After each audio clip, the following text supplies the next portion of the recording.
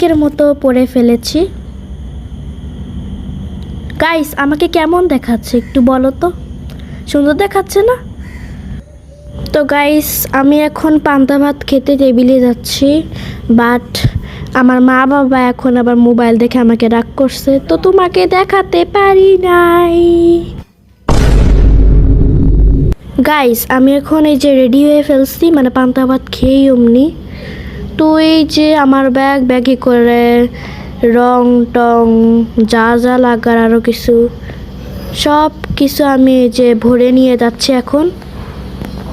তো গাইস, তারপরে যে এই রুমে এসে দেখি যে আমার বাবা আজকে পয়লা বৈশাখ উপলক্ষে টিভিতে খবরে যে প্রোগ্রামগুলো হয় সে প্রোগ্রামগুলো দেখছে। দেন এই যে মা বাবার আসতে খুব দেরি হচ্ছিল বলে আমি এই যে ড্রয়িং দিতে এসে পড়ছি বাইরে। আজকে অনেক দিন পর বাইরে মোবাইল নিয়ে একটু ভিডিও করতে আমার কাছে খুব ভালোই লাগতেছিল। গাইস, আমরা এই যে এই কলোনিতে আমরা থাকি। তো এই যে তোমাদের এখান থেকে আমাদের রাস্তাটা, মন্দিরে যাওয়ার রাস্তাটা আর কি খুব গাছেরই, তাই আমরা সবসময় মন্দিরে পা দিয়ে হেঁটে যেতে পারি। তো এই যে রাস্তাটা হালকা একটু তোমাদের কাছে একটুখানি স্কিপ করে আমি এই যে মন্দিরের ভিতর এসে পড়ছি।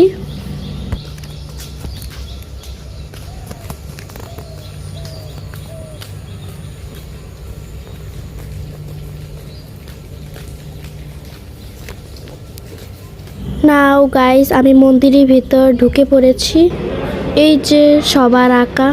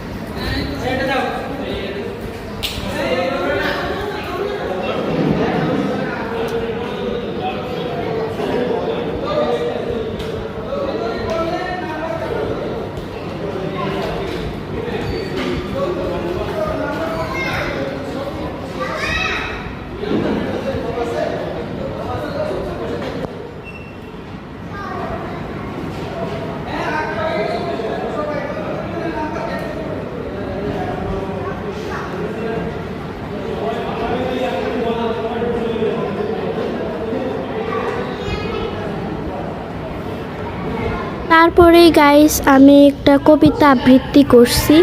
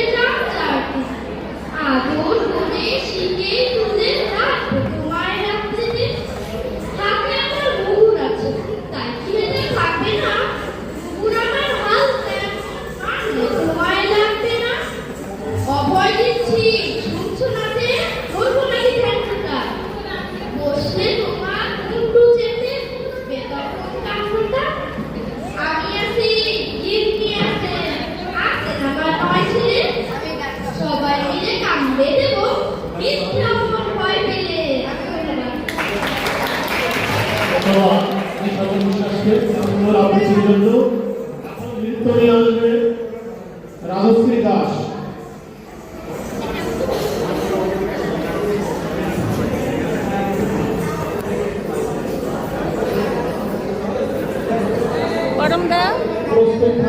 তো গাইস, কবিতা তো শেষ হয়ে গেছে, এখন দলীয়ভাবে গান গাইতে এসেছি আমরা।